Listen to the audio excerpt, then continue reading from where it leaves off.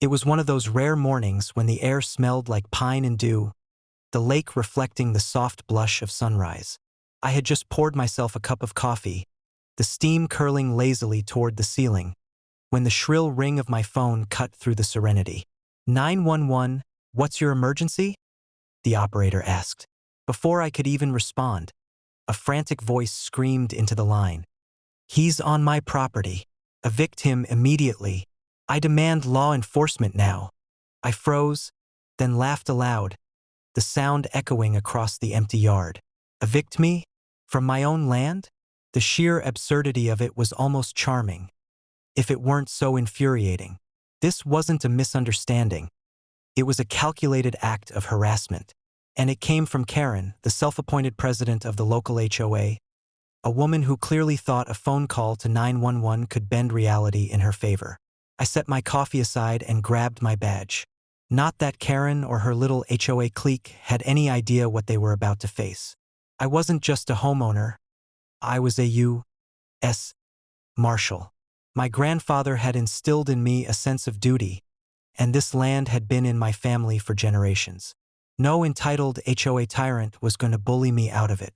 By the time I reached the gate, Karen was already there, pacing and flapping her arms like a frantic bird.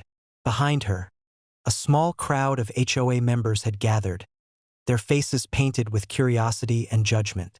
They believed they held some moral high ground, that I was the interloper. I walked slowly up the driveway, badge in hand. "Morning, Karen," I said in a calm, measured tone. "I believe there's been a misunderstanding." Her eyes widened, scanning my figure, and for the first time, I noticed the tremor in her voice. "Why you can't? This is my neighborhood. You can't just evict me?" I finished for her. "I don't think you understand. I own this property, and I'm a U.S. Marshal." The words hit her like a punch to the gut. The smugness that had radiated off her and her followers dissipated instantly. Murmurs rippled through the crowd. Whispers like, "Wait, he owns this land. And that's a real badge?" I extended my hand, not in greeting but with authority. "False reporting and harassment are federal offenses, Karen. You are currently in violation of both. You will come with me." Karen's face twisted in panic. She opened her mouth to argue, but I cut her off. "Save it. Your statements will be taken, and then you will learn the proper way to respect property laws." With a mix of calm professionalism and undeniable authority, I handcuffed her. She squirmed and sputtered, but it was no use. My training and experience made every movement precise. The crowd gasped, some taking out phones, others stepping back nervously. As I guided Karen to my truck, she tried one last tactic: dramatic indignation. "I'm protecting the neighborhood. You can't just... You can't." "I'm protecting my rights," I said evenly, placing her in the passenger seat. "And I suggest you start learning yours." By the time local law enforcement arrived, summoned by the very 911 call Karen had made, they were met with an unusual sight. Karen, restrained but unharmed, sat quietly in the truck, while I calmly explained the situation.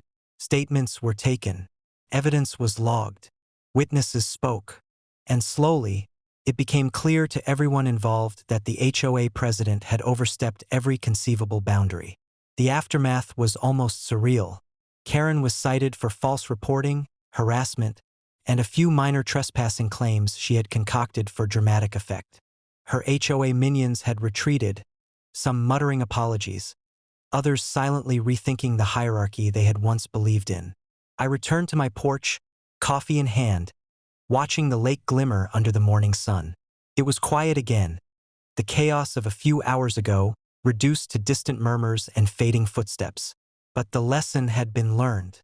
My property, my rules, and yes, my badge were not to be trifled with. And somewhere in the back of my mind, I couldn't help but smile at the thought of Karen telling this story to anyone who would listen.